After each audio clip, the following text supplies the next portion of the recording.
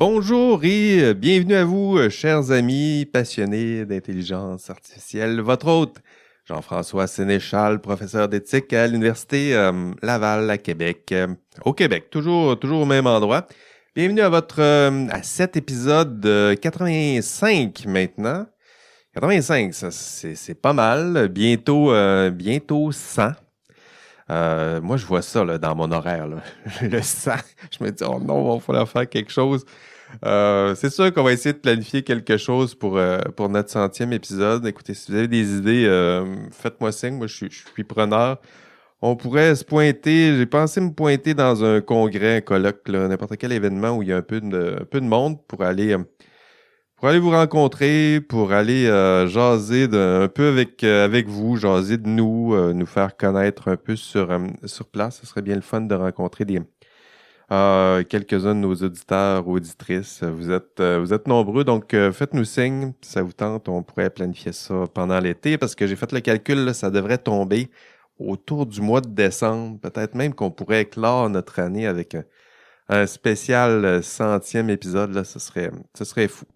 J'espère que ça va se faire. Je fais pas trop de promesses non plus. Ça se peut qu'à l'automne, ça soit plus compliqué. Puis, en tout cas, c'est l'ambition, c'est le projet, puis il reste à faire en sorte que ça se produise.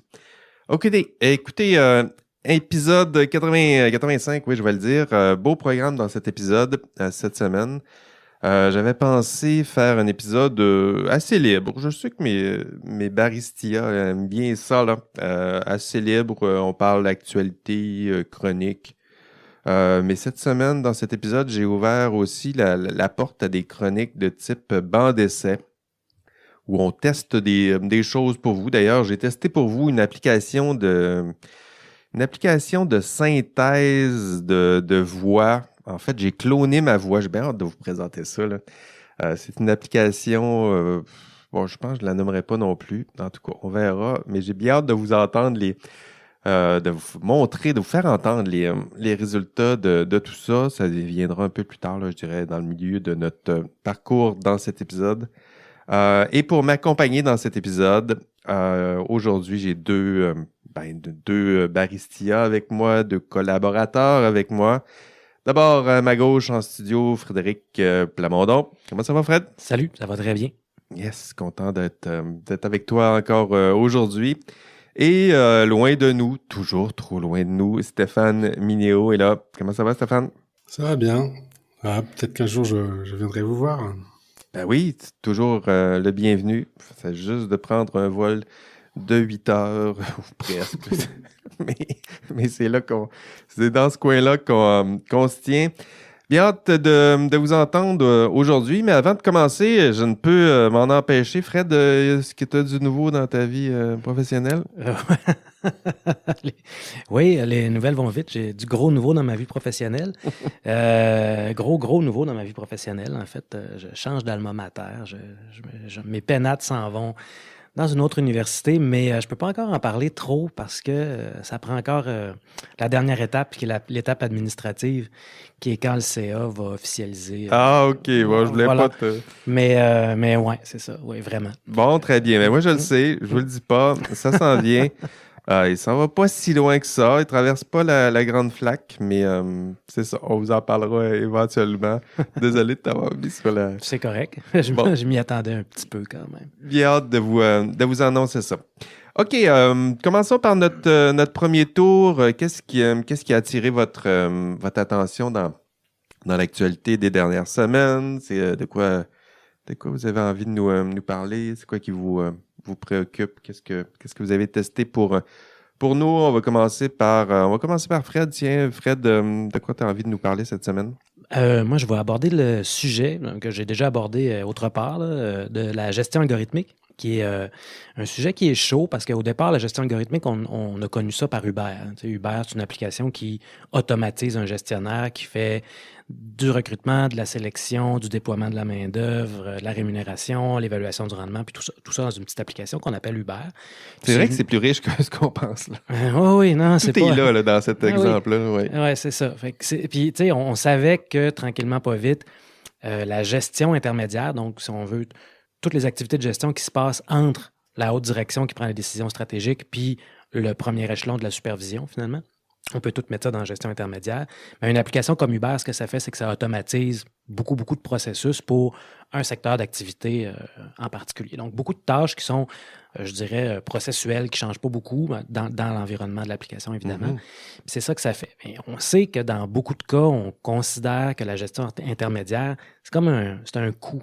C'est une espèce de coût nécessaire, un mal nécessaire au sens où ça prend des gens qui vont faire de la supervision, qui s'assurent du maintien des activités, etc. C'est ce genre de choses-là.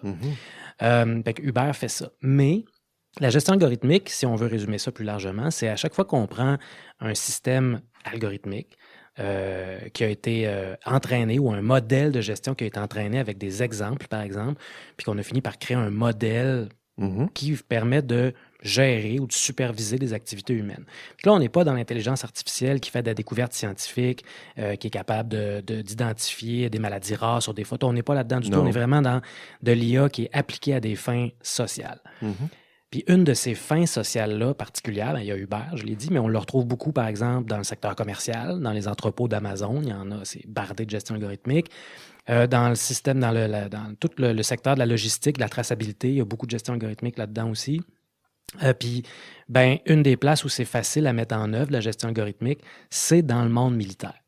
Ah. Ouais. Puis là, dans la presse, récemment, vous avez peut-être vu passer une nouvelle que... la presse en général? La presse, le journal, le presse, média, oui. la presse, ouais.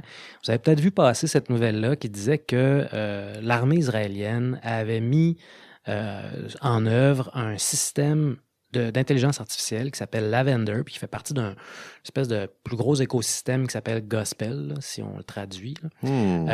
Puis c'est juste les noms. Ouais, c'est un système qui mélange en même temps de l'optimisation prédictive. Donc, on part d'un modèle, puis on fait une prédiction sur des tendances, des trajectoires, puis ce genre de choses-là. C'est pas nécessairement une prédiction de l'avenir, là, c'est une prédiction sur une probabilité, par exemple. OK. Puis en même temps de la gestion algorithmique, c'est-à-dire donc qui va dépêcher des ordres ou qui va déployer de la main-d'œuvre pour intervenir. Fait que dans le cas de ce système-là, ce que ça fait en gros, c'est que ça identifie automatiquement des cibles. Des cibles militaires, donc à valeur ajoutée pour l'armée israélienne, donc des membres du Hamas. Puis des membres du Hamas, À valeur ajoutée? Oui, parce qu'évidemment, c'est pas n'importe quelle cible, c'est des cibles qui permettent de gagner la guerre, d'une façon ou d'une autre. On pourrait dire, si on coupe la tête d'un général ou d'un haut gradé du Hamas, ça va affaiblir les troupes, ça va créer une désorganisation qui est à notre bénéfice. Mais dans ce cas-là, l'armée israélienne, selon ce qui est rapporté, va plus loin que ça. C'est aussi comment est-ce qu'on va affaiblir le support au Hamas.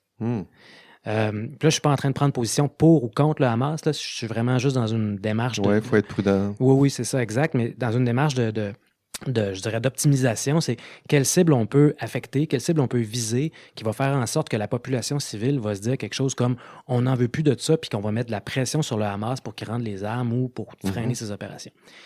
Évidemment, tout le monde connaît le Hamas là-bas, puis il y a beaucoup de monde qui ont croisé du Hamas. Fait que là, vous êtes devant une machine algorithmique qui n'a pas d'émotion, qui ne peut pas faire de distinction entre des cibles qui sont absurdes puis des cibles qui sont rationnelles, si on veut, ou en tout cas justifiées, on va dire ça comme ça. Mais elle fait des recommandations. Mais elle fait des recommandations. Puis elle fait des recommandations de façon à affecter le soutien moral, si on veut, envers le Hamas, ce qui fait que le taux de perte civile est plus élevé dans la machine que si c'est un opérateur humain qui pourrait avoir un problème de conscience à tirer dans une bâtisse dans laquelle il sait qu'il se trouve des familles, par exemple. Parce qu'un adolescent a fréquenté quelqu'un qui est peut-être réputé membre du Hamas. T'sais. Alors que l'algorithme fait juste les calculs en disant il y a des civils, mais en même temps, si vous tirez là, il va avoir un bel impact, une belle valeur ajoutée. Oui, c'est ça. C'est en fonction de son modèle. Lui, il fait juste mesurer le taux d'efficacité de la cible, finalement. Mais il s'en fout de ce qu'il y a dedans. Il n'accorde pas de sens à ça. Puis après ça, une fois que cette liste-là a été faite des cibles, on transmet ça, évidemment, au commandement qui ensuite donne les ordres aux machines, dans certains cas, ou aux opérateurs des machines de tirer ou, en tout cas, d'engager cette cible-là. Puis ce qui est rapporté dans les articles du magazine Plus 972 qui s'appelle « Et d'autres sources », en gros, c'est qu'il y a des opérateurs du Hamas, de l'armée israélienne, qui disaient que dans le passé, ils pouvaient les analystes identifiaient une 50aine de cibles importantes par année. Avec ce système-là, ils sont à 100 cibles par jour. Fait qu'on est dans une production industrielle de cibles à partir d'un système d'optimisation prédictive qui ensuite enclenche des systèmes de gestion algorithmique qui font en sorte que les ordres puis le déploiement de la main-d'œuvre militaire, si on veut. Mais est-ce que dans toute la chaîne de décision, est-ce qu'il y a automatisation des décisions ou tu as une liste de 100 puis la liste de 100 est transmise à un humain qui dit on va faire les 10 premiers parce que ça a du sens? Ce qui a été décrit par des gens qui ont travaillé avec ça, là, donc des soldats israéliens, c'est qu'ils ont très peu de travail de validation à faire. En fait, ils font juste s'assurer que la cible correspond aux objectifs, puis ça arrête à peu près là. Fait que c'est une vingtaine de secondes pour valider ça. Ce qui est assez épouvantable là-dedans, horrible en fait, c'est qu'ils tolèrent plus de pertes civiles. Fait que les dommages collatéraux sont justifiés par le fait qu'on va atteindre une cible qui a une valeur ajoutée.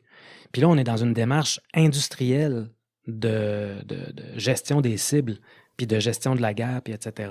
Fait que ça nous mène dans une situation où il y a des gens qui travaillent avec des machines qui sont dans une machine militaire, donc dans une bureaucratie, dans une administration militaire, qui n'ont probablement pas le contexte pour être capable de faire preuve d'esprit critique, de faire des objections de conscience, qui n'ont pas l'information nécessaire non plus pour intervenir, qui n'ont pas les accès nécessaires pour bloquer une décision nécessairement, dans un contexte qui est très, très politisé, puis où ce système-là est privilégié par la direction, par les dirigeants, pour plein de raisons différentes.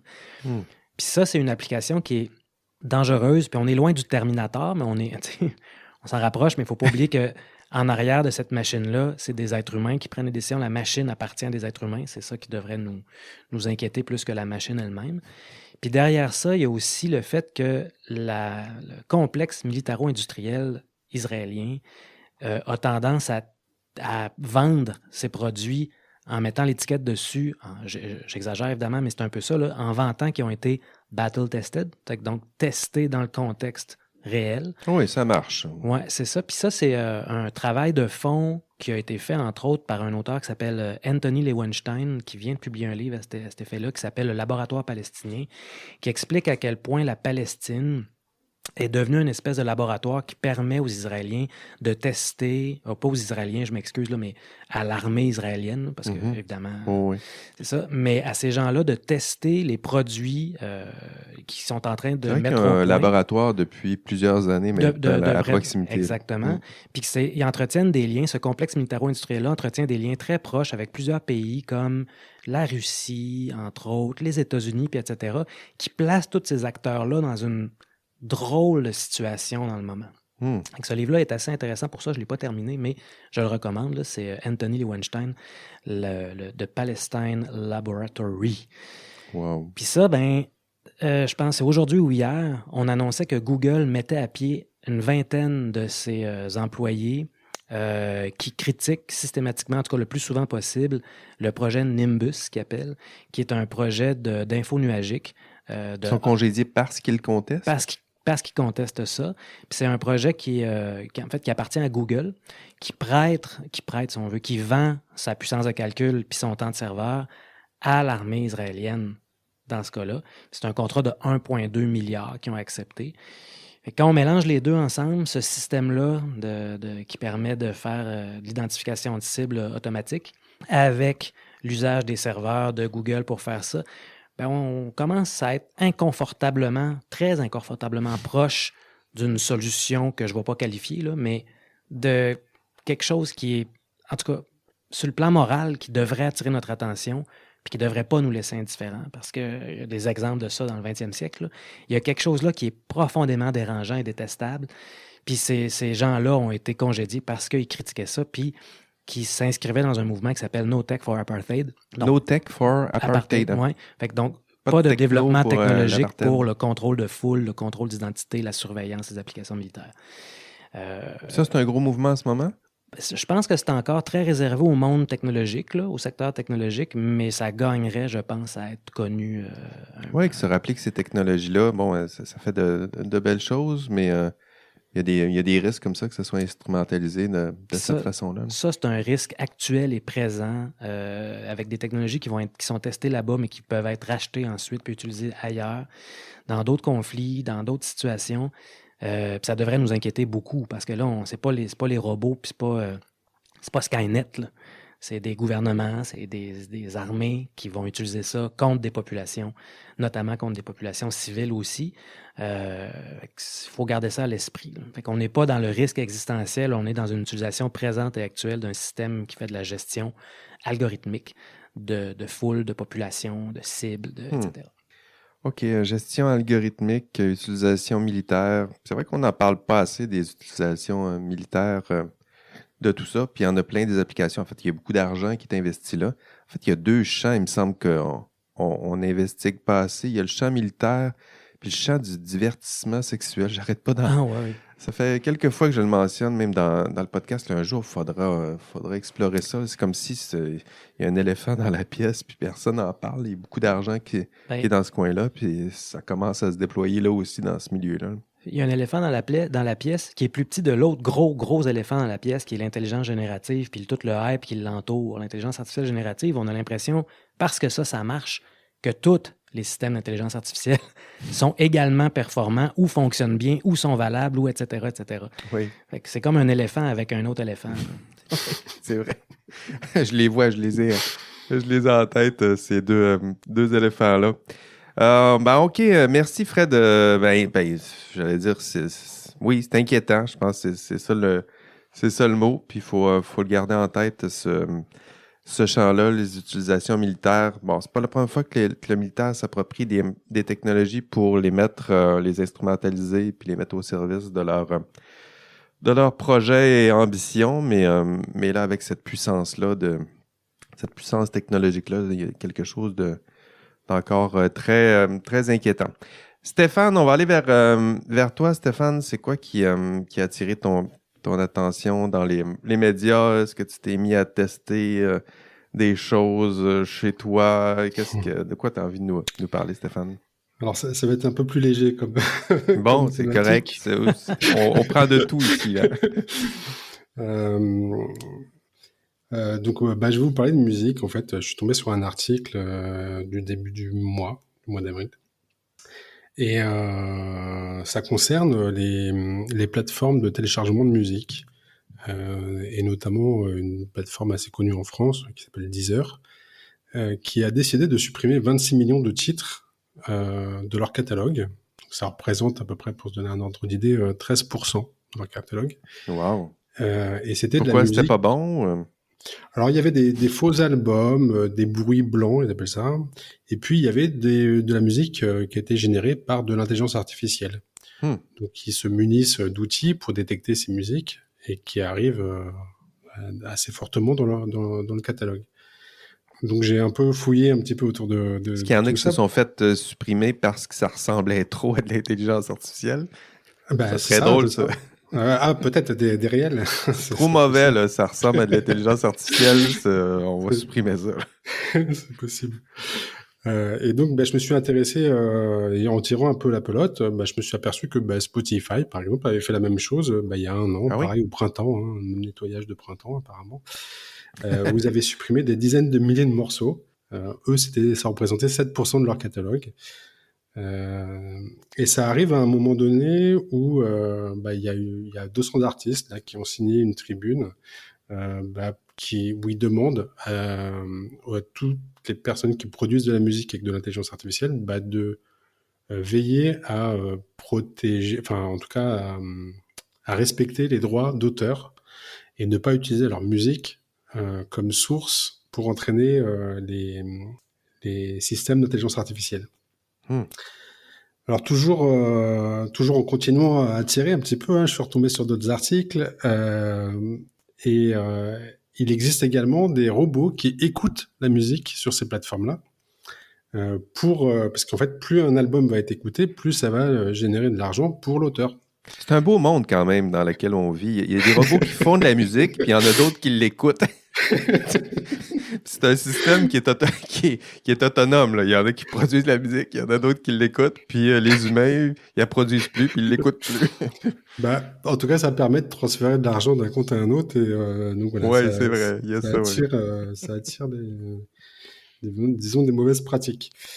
Donc voilà. Alors c'est pas nouveau, hein, parce que toujours en fouillant un petit peu, je suis remonté jusqu'en 2019, où là la huitième symphonie de Schubert, donc la symphonie inachevée, Mhm. a été Achevé, finalement. achevée par de l'intelligence artificielle, et donc il y a eu un véritable concert. Et donc cette symphonie qui a duré 27 minutes à l'origine est passée à 48 minutes. Donc voilà, on peut utiliser également pour faire de la vraie musique, mais et là, bon, c'était des musiciens qui jouaient. Et donc on se retrouve avec une intelligence artificielle qui va aider des gens à écrire des paroles à la façon de quelqu'un d'autre, qui va composer de la musique, qui sera jouée par des vrais musiciens, et pourquoi pas à générer de la musique, puisque j'ai fouillé un petit peu et je me suis aperçu qu'aujourd'hui, il existe à peu près 114 applications recensées pour faire de la création de musique. Donc, 114. Mais je ouais. suis sûr que dans le lot, il n'y en a pas tant que ça qui fonctionne, là, mais... Alors bon, j'en ai essayé quelques-unes, hein. C'est celles Ah oui? qui sont les plus utilisées. Alors il y a Boomy par exemple, qui est pas mal utilisé et qui justement a pollué un petit peu Spotify. Tu En vas-tu nous faire développement. écouter une pièce que tu as composée avec ça? Alors j'ai rien sur moi. Prochain épisode. Bah, Fais-moi un pourquoi thème pas. là, pour l'épisode. Je suis tanné de mon thème de podcast. Là. Alors bon, de mon point de vue, la musique qui est générée, je la trouve pas géniale, hein. Il faut quand même le dire. Ça pourrait servir pour faire, pourquoi pas, une musique de fond dans dans une série télévisée. Et d'ailleurs, ça pose un problème parce que alors, j'ai contacté un musicien qui lui est artiste, hein, et il produit sa musique, et il fait de la musique justement pour des publicités ou pour des films. Euh, et de plus en plus, on lui demande de faire de la musique de mauvaise qualité, du moment que c'est rapide, pas cher, et que ça ressemble à Ennio Morricone, si c'est un western, Ben bah, oui. ça suffira très bien. Ben oui. Donc, on peut s'inquiéter puisque bah, si déjà on demande aux artistes de faire quelque chose de vite et pas cher, bah, ces artistes-là risquent facilement d'être remplacés par des IA. Puis en Euh, amont, je me pose, ben, en fait, c'est pas juste pour cette technologie-là, mais tu sais, en amont, tu sais, quand on arrive avec 114 applications qui sont capables de produire de la musique, qu'est-ce qui s'est passé en amont, là? C'est-à-dire que, tu sais, pour que les applications, pour que l'intelligence artificielle soit capable de produire de la musique, soit bonne pour produire de la musique, on le nourrit de quelle musique? Puis est-ce qu'on le nourrit avec la musique? Est-ce qu'on avait les droits? Est-ce que les artistes ont donné leur consentement pour qu'on utilise leur musique pour éduquer une intelligence artificielle qui, elle, va éventuellement veut les remplacer ou veut faire une version cheap de ce qu'ils font? Ça a-tu été pensé, ça? alors, bon, ça, c'est pas décrit, mais effectivement, on n'a pas le choix que de lui faire écouter de la musique, ou en tout cas, voilà, enfin, de faire une analyse de la musique ou des partitions, etc., instrument par instrument. Pour ça, il faut avoir accès à de la musique officielle, et donc, je ne pense pas que les artistes ont été sollicités Je pense pas à un non plus quelconque qu'ils ont donné moment. leur Non. consentement explicite là, pour que ça soit utilisé. Puis, Il y a eu des.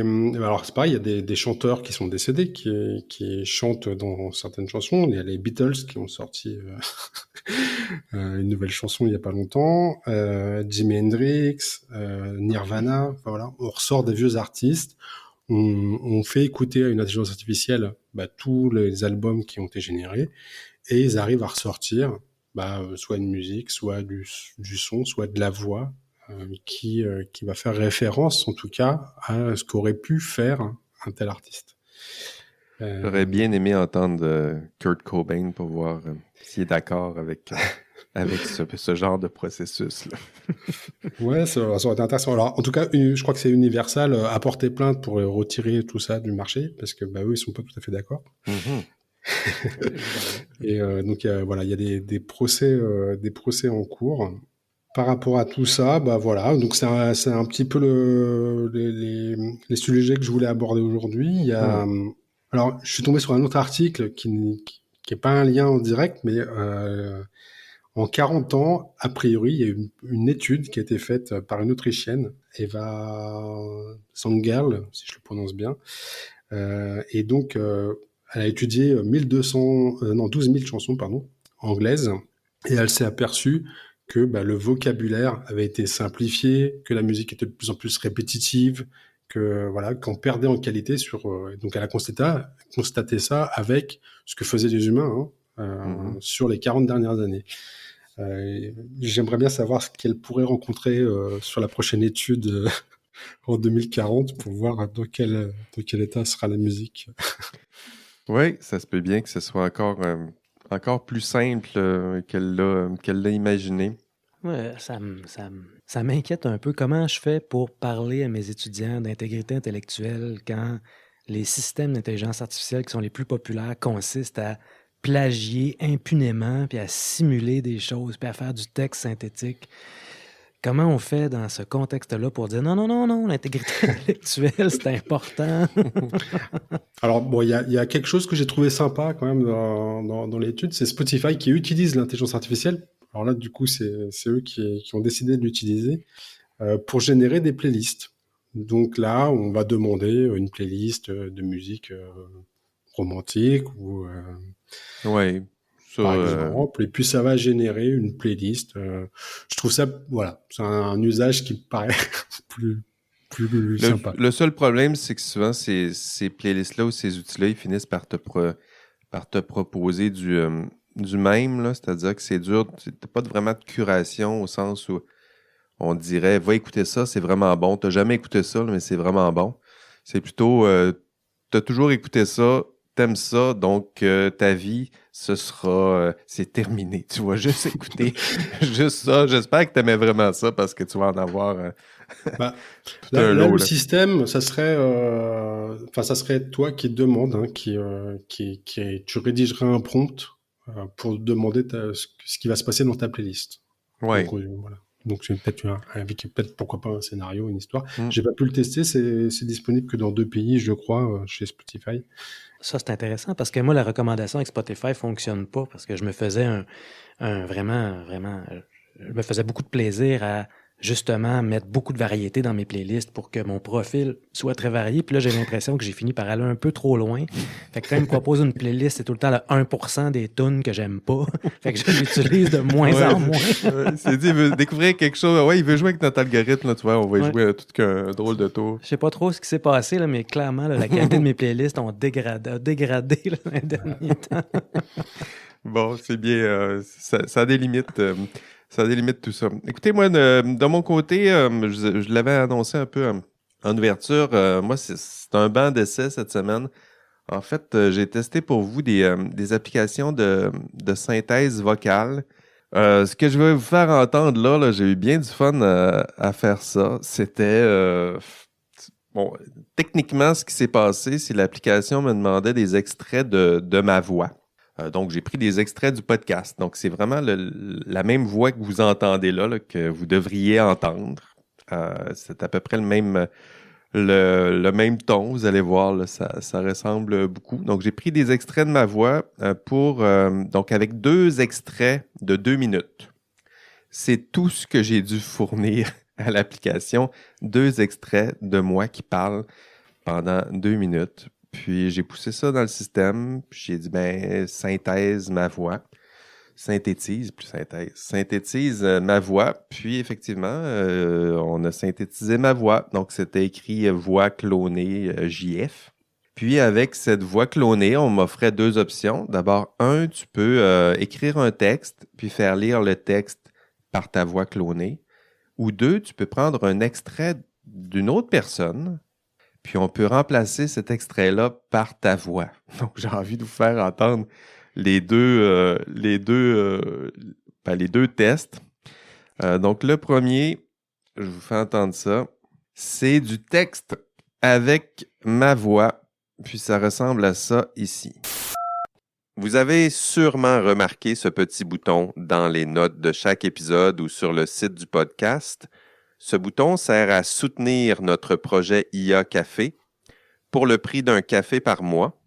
Vous pouvez soutenir notre projet et faire partie du Nexus 6, un club select d'androïdes qui s'ignorent et qui rêvent de moutons électriques. Rappelons que les membres du Nexus 6 courront la chance de participer un jour au podcast IA Café et de rencontrer l'équipe. Sinon, partagez sur les réseaux sociaux, parlez de nous. Éduquez vos algorithmes. À la fin, c'est moi qui ris, là, parce que éduquez vos algorithmes, je sais pas, là, à la fin, il était fatigué à la fin de ça. Mais il a même simulé ta respiration. Hein? Ouais. T'sais, on t'entend respirer. Hein? Ouais, on entend mes respires, donc il prend pas juste le ton de ma voix, mais il comprend comment ça fonctionne, ma respiration. C'est assez bluffant. Alors, ça reste très régulier quand même. Là, sur, Ben, c'est très monotone. C'est-à-dire que là, il n'y a pas d'intensité. C'est plate. C'est pour ça, là, je vous disais, je pense que c'est dans l'avant-show que je vous disais ça. J'ai écouté une pub cette semaine. C'était une pub de salon funéraire. Je peux comprendre que faut que ça soit plate, là, mais là, je me suis dit, c'est une voix de synthèse parce qu'elle a exactement le même ton que ma voix quand j'ai fait mes tests avec l'application. Mais on voit quand même que le ton, il est bon. Oui, vraiment. Moi, je me reconnais. Je ne sais pas si vous me reconnaissez, là, mais... Absolument. Ça sera pas très, très long qu'on va avoir des options pour plus ou moins fâché, là, fâché, pas fâché. Là. Ben, je pense qu'il y avait aussi des options. J'ai pas fait ça, là, mais tu sais, je pense qu'on peut mettre de l'intensité. On peut mettre... probablement que oui, effectivement, il doit avoir des tons fâchés, des tons rigolos. Puis des tons tristes, sûrement, là, les émotions peut-être les plus simples. Je commence à avoir un modèle d'affaires là-dedans. Là. Je veux une voix plate, c'est gratuit. Si tu veux avoir le modèle émotif, c'est plus cher. Si tu veux tes voix plates pour tes pubs de salon funéraire, ça peut fonctionner, ça va être gratuit, mais si tu veux quelque chose de plus enthousiasmant, là, ça va te coûter cher. Donc ça, c'est la version texte. C'est intéressant. J'ai pas fait le test si on peut, mais j'imagine qu'il y a des fonctions pour traduire la voix. J'ai fait un autre test aussi avec ma voix qui parle en anglais. Ça fonctionnait aussi. Ça, l'extrait, je l'ai pas. Les autres extraits que je voulais vous montrer, c'est d'abord un extrait de Fred, mais avec ma voix. Oh boy. Hein, t'as hâte de l'entendre? Tu vois, on reconnaît ton rythme. C'est parti dans 3, 2, 1. Mais, puis tu sais, lui, dans son esprit, c'était on va créer de l'intelligence à partir de matériaux qui ne sont pas intelligents, ce qui est déjà une façon plus pratique, je trouve, de le présenter. En ce qui me concerne, comme je m'intéresse aux impacts sur le travail et l'emploi, quand je parle d'intelligence artificielle, de plus en plus, j'utilise plutôt automatisation. Fait que je parle d'automatisation d'intelligence, automatisation cognitive dans certains cas, quand je juge que c'est pas pire, mais c'est vraiment une question, on va automatiser des parties ou des fonctions d'intelligence, prédire, classer, ce genre de choses-là, à partir de modèles qui ne sont jamais une représentation exacte. Voilà. Wow! OK. Hein, là, quand même. T'as-tu reconnu ton rythme? Ben oui, absolument. Mais Crème, je sais pas, tu le disais mieux que moi. Mais pour le coup, là, c'est très impressionnant. Hein. Oui, vraiment. C'est assez impressionnant. Puis c'est sûr que si tu sais, comme là, on voit on voit que c'est ton ton. Mais c'est sûr que si tu te mets à imiter mon ton, tu peux me faire dire n'importe quoi, là. Oui, absolument. C'est-à-dire qu'une fois que tu as ma voix clonée, si tu dis bonjour et bienvenue à IA Café, ma ritournelle de départ, je suis sûr que ça serait probablement la même chose. Parce qu'on a une voix, c'est pas le même débit, mais on a le même accent. Parce que là, l'accent, ça gâche certaines choses. J'ai un extrait de Véronique aussi, qui là est une voix féminine. Puis de féminin à masculin, ça fonctionne. Donc ça, c'est un extrait de Véro, mais avec ma voix. Comment le modèle a été construit, ils connaissent l'architecture, ils connaissent ce qu'ils ont ajouté par-dessus par rapport à ce qui a été entraîné sur les données. T'sais, ils connaissent cette architecture-là, puis ils le comprennent. Là où ça peut avoir l'air de on comprend pas, c'est qu'il y a un caractère probabiliste à ça. Donc, la réponse qu'il va donner, on n'est pas capable d'expliquer exactement pourquoi il a donné cette réponse-là. Mais on comprend comment il est conçu puis comment il arrive à fournir des réponses. C'est vraiment bluffant parce que... C'est la première fois que je parle aussi bien des maths puis des probabilités. C'est quand même quelque chose parce qu'il arrive. Ah non, c'est étonnant parce qu'il va chercher aussi l'accent tonal. En tout cas, c'est vrai. Ben, ce sont ses tons à c'est elle, ça. c'est sa Mais il arrive à plaquer respiration. ta voix correctement dessus. Oui, ce sont ses respirations, c'est son rythme, mais c'est juste que c'est ma voix. Donc, il réussit à mélanger Et tu lui as donné que 2 minutes de ta voix. 2 fois 2 minutes.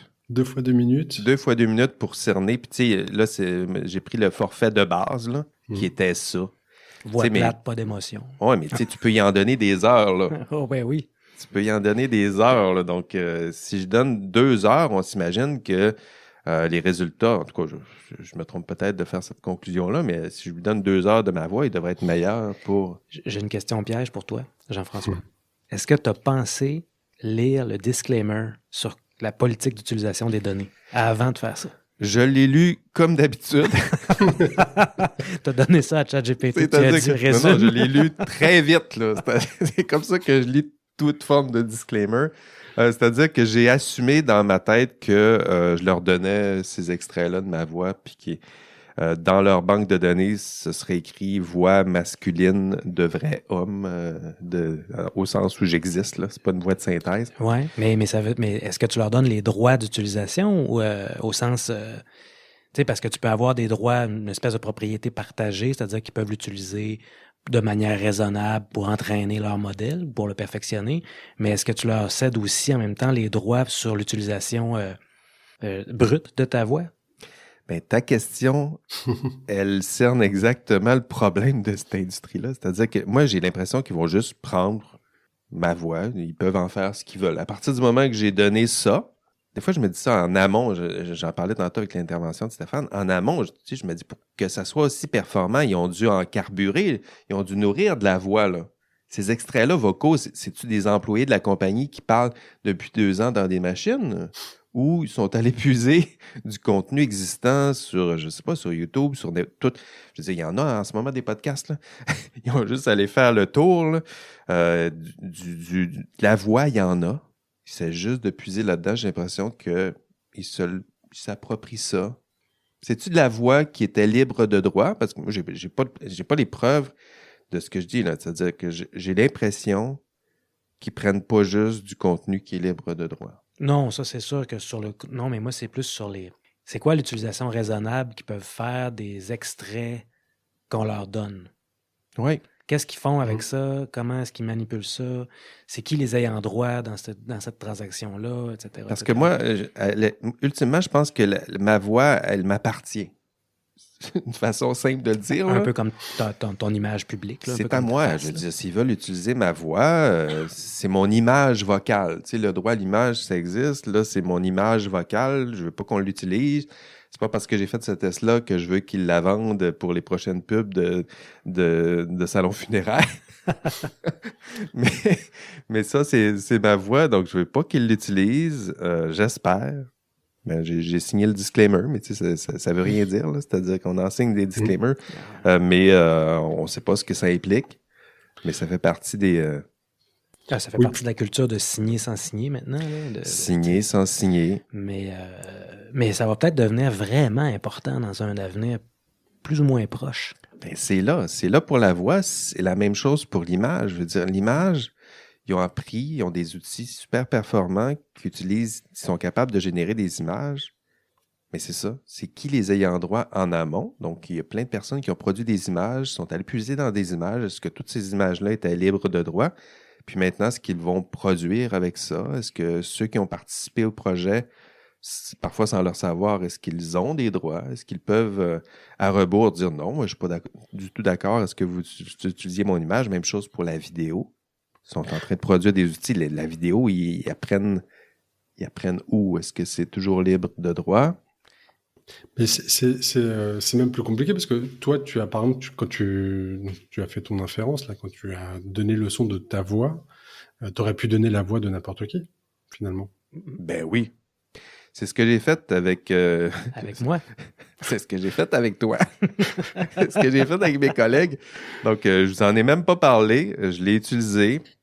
Voilà. C'est comme ça que fonctionne un prof d'éthique. je prends des extraits, puis ben, ces extraits-là, je vais les pousser dans la machine, puis on verra ce qui arrive. Donc oui, mais je trouve que le test, il met en évidence des choses que ça fait des mois dont on discute, là. C'est-à-dire que, bon, il y a des extraits, ils appartiennent à qui, la voix appartient à qui, ce qui est en amont, ça appartient à qui, est-ce que ces personnes-là ont donné leur consentement ou non, les utilisations qu'on va en faire, est-ce que ceux qui ont consenti ont utilisé à toute forme d'application ou ils peuvent donner leurs avals pour dire, ben non, telles applications, je suis d'accord, est-ce que vous utilisiez ma voix, pour les autres, pas du tout. Non, je dis, a priori, vu que tu as donné ta voix et que bah voilà, tu as peut-être coché une petite case quelque part, je pense que tu as cédé le droit d'usage de ta voix pour à des fins d'entraînement. Hein. Là, je suis pas mal sûr que c'est ça que j'ai fait. Je suis pas mal sûr que c'est ça que j'ai fait. Puis en cliquant, j'ai dit, mais je me disais que c'est ça que j'ai fait. Mais ça veut pas dire que j'ai consenti pour autant à tout ça. Moi, je suis un peu renseigné de tout ça, là, mais je suis pas sûr que tout le monde qui utilise ces applications-là sont au courant de tout ça. Je sais qu'il y a des tests qui se font, il y a des ateliers de formation à l'université. Est-ce que toutes les fois que quelqu'un utilise ça dans un but de formation, il se dit, moi, je cède ma voix pour l'éternité, pour toutes les applications et les utilisations possibles de ma voix? Je suis pas sûr qu'on a pleinement conscience de ce à quoi on consentit. On consent. Ouais, à partir de maintenant, moi, je vais dire que j'ai un mot de passe. Là. Je vais donner mon mot de passe à ceux qui communiquent vocalement avec moi pour être sûr de ne pas me faire avoir. Salut Fred, c'est Jean-François. T'as peu. C'est quoi le mot de passe, Jean-François? Ouais, c'est ça. C'est ça qui nous attend. Le dernier extrait que je voulais présenter, c'est Shirley. Là, la voix de synthèse la travaille fort pour à la fois trouver la plaquer sur l'accent de Shirley, mais c'est sûr qu'on reconnaît beaucoup plus Shirley que moi, mais en même temps, c'est intéressant, puis c'est drôle de l'entendre. C'est parti dans 3, 2, 1. Il y a un peu un truc, une indifférence, voire un mépris du monde des nouvelles technologies. Alors du coup, je sais pas qui cibler exactement, puisque on va dire Ritecos, hein, voilà. Pour les règles de droit, avec cette fameuse phrase, moi, tu ne m'horripiles, mais à un point, mais c'est inimaginable, il faut pas trop de réglementation à venir. Ça marche moins bien. Là, ça marche moins bien. Là. Il y a tout que tombe en même temps. Bon, je reconnais un peu ma voix, je reconnais très certainement les intonations de Shirley. Mais voilà, celui-là est un peu plus drôle. J'ai jamais sonné autant parisien de toute ma vie. Ah, c'était pas mauvais quand même, je trouve, dans les circonstances. C'était pas si mal. Là. Je m'attendais à pire que ça. 2 fois 2 minutes. Ouais. Wow. Un extrait de Shirley sans son consentement. Je peux-tu m'adresser à nos auditeurs, auditrices qui sont élus puis qui siègent maintenant à l'Assemblée nationale ou en tout cas qui font partie des législatrices du Québec? Je pense qu'il est le temps vraiment que vous preniez que vous portiez une attention particulière à ce qui est en train de se passer en IA parce que franchement, vous êtes en retard. Là. Ça, je pense que c'est criant, on a besoin d'encadrement. N'importe qui peut faire ça. Là. Oui, c'est ça. On n'a pas parlé des utilisations en aval, mais je veux dire, une fois que tu réussis à cloner la voix, tu peux faire n'importe quoi. Tantôt, tu donnais l'exemple. Si j'ai la voix d'un PDG qui a donné une conférence de 30 minutes, ben 2 fois 2 minutes du PDG, j'ai sa voix, puis je peux appeler, je ne veux pas donner des mauvaises idées à tout le monde, mais appeler, puis la fraude, tout ça, là, ça s'en vient, c'est à nos pas. Si moi, j'ai réussi à faire ça, je pense que n'importe qui est capable de faire ça. Je ne suis pas un programmeur. Là. J'ai pris l'application, j'ai juste poussé 2 extraits de ma voix. Puis, les capacités de fraude sont absolument épouvantables. Mais en tout cas, c'est ça. Mais pourquoi à quelle fin est-ce qu'on développe ça? Tu sais, il y avait OpenAI voulait développer un outil qui faisait ça, puis ils ont décidé finalement de ne pas le commercialiser tout de suite. Oui, c'est dans ce cadre-là que j'avais pensé à cette idée-là. Mais tu sais, on le sait que c'est risqué puis que c'est problématique. On n'est même pas capable encore de gérer puis d'encadrer la production de désinformation sur les réseaux sociaux. Là, en plus, on ajoute un élément. Mais tu sais, à un moment donné, là, ces développements-là, ça sert à quoi? Ben, les bonnes applications qui avaient été citées, j'en cherchais. Là. C'est quoi les bonnes? Finalement, quand il arrive pour démontrer que c'est bon, c'était pour redonner, par exemple, la voix à quelqu'un qui l'a perdu, par exemple. Ouais. Ouais, est-ce que ça va être utilisé pour ça ou est-ce que c'est pour faire des bonnes blagues Je pense que c'est plus des bonnes blagues que ça va être utilisé, mais tu sais, quand tu arrives pour justifier le financement, par exemple, c'est bon, ben, si quelqu'un a perdu la voix, il y a un accident, puis tout ça, il a perdu sa voix, ben, tu prends des extraits de sa voix dans le passé, puis voilà, il peut parler avec du texte, un clavier, puis c'est exactement sa voix. Il y avait ce genre d'exemple-là. Il y en a d'autres, mais ça me semble marginal. C'est-à-dire que la technologie qui est là, le potentiel que je vois, c'est pas très joli, là, le potentiel que j'anticipe avec Non, ça. c'est horrible. En plus, on peut le combiner avec ce qu'on peut imaginer. Hein. Donc, on va le combiner ça avec du texte généré par ChatGPT. Oui, c'est ça. Donc, il va pouvoir avoir une conversation avec la voix de quelqu'un d'autre. On peut imaginer tout un tas de processus automatisés derrière. Oui, c'est ça. Je peux imaginer un paquet de modèles d'affaires, par exemple, prendre tous les courriels, les textes, toute la base documentaire rédigée par feu mes grands-parents, mettre ça comme une coquille autour d'un modèle très puissant comme Claude 3 qui est particulièrement étonnant des fois, utiliser un modèle comme ça, puis soudainement, je peux me mettre à discuter avec mes défunts grands-parents. Avec la voix des grands-parents en question. Mais est-ce qu'on veut ça? Ben, on veut ça pour un épisode de Black Mirror, mais est-ce qu'on veut ça dans notre vie? Je suis pas convaincu. Écoutez, on n'a pas fini. J'ai peut-être juste, excuse-moi Jean-François, mais c'est parce que récemment, il y a une femme suisse-allemande qui s'appelle Helena Kohlberg, je pense, qui a prêté sa voix à Cortana, donc l'espèce de Alexa ou la Siri, si on veut, de Microsoft. C'est sa voix qu'ils ont utilisée pour le faire. La voix de Cortana. Puis Microsoft a payé quelque chose comme 2600 francs, en fait, à cette femme-là, ou l'équivalent de plus ou moins 3000 $. Puis là, ils ont décommissionné Cortana, ils ont décommissionné la voix, mais ils l'ont rendue ouverte. C'est vrai, ça n'existe plus, Cortana? Non, c'est ça. Sauf que la voix de Cortana, elle existe encore, elle peut être utilisée en open source par... Elle l'avait vendue pour combien? 3000 $. Eh bien. Fait que dans le moment, cette femme-là entend sa voix dans le métro, dans des commerciaux. Elle a consenti à ça. Là. C'est ça l'affaire. Elle a consenti à la voix de Cortana utilisée par Microsoft. Ouais. Mais là, Microsoft a tous les droits de ça. Puis sans l'avoir consulté, sans avoir rien dit, on mis ça open source, ce qui fait que tout le monde peut utiliser cette voix-là pour faire dire tout ce qu'ils veulent. Puis elle peut rien faire, en fait, dans un petit vidéo TikTok, elle dit, je suis pas sûr que j'ai des recours, mais c'est un peu comme Gary Marcus, qui est un commentateur technologique assez connu, là. Il a dit, ça, c'est le canari dans la mine. C'est ça qui nous attend. Là. Il y a pas mal de canaris. Il y a beaucoup de canaris ces temps-ci. Ouais, c'est ça. Bref, c'est ça. Fait qu'elle s'est rendue compte de ça, ce qui fait qu'elle n'a aucun contrôle sur sa voix. Fait qu'elle a des amis, des connaissances qui peuvent entendre des choses, puis c'est sa voix, puis elle n'a aucun contrôle là-dessus.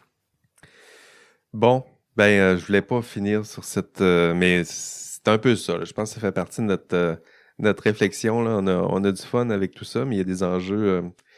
Il y a des enjeux importants, donc des enjeux, des utilisations malheureuses qui s'en viennent. Il y a des enjeux sur notre démocratie. Il y a des enjeux en matière de vérité, de confiance envers nos institutions, envers nos proches aussi. C'est une question de faire confiance que la personne qui nous parle, sa voix, son visage, ses images, c'est vrai tout ça. Puis on perd quelques repères, me semble-t-il, en cours de route. Écoutez, ce sera tout pour notre 85e épisode. J'espère que vous avez aimé. Alors, on a eu bien du fun. Alors, on est un peu inquiet, mais on a eu du fun quand même. Je pense que ça fait partie du ton aussi de notre podcast. On y réfléchit sérieusement, on s'amuse, on s'inquiète, on essaie de ne pas être trop ni pessimiste, ni trop optimiste. Et pour celles et ceux qui pensaient que c'est simple, les enjeux éthiques et sociaux, là, ça fait 85 épisodes qu'on essaye de décortiquer, d'analyser, puis on prend le temps de réfléchir à tout ça. Puis j'ai l'impression qu'on commence à effleurer un peu le sujet. Merci à mes fidèles collaborateurs cette semaine. Frédéric Plamondon en studio, merci. De rien, toujours plaisir. Et Stéphane Minéo de l'autre côté de la flaque, merci. Merci à toi. Votre hôte, Jean-François Sénéchal, merci encore d'être si nombreux. Et là, c'est moi qui parle. Merci encore d'être si nombreux à suivre notre enquête sur la recherche en intelligence artificielle. Partagez notre podcast, parlez-en, commentez nos publications, faites votre boulot. Éduquez vos algorithmes, comme disait l'autre. On se revoit au prochain épisode. Et d'ici là, on rêve peut-être de moutons électriques. Allez, bye bye.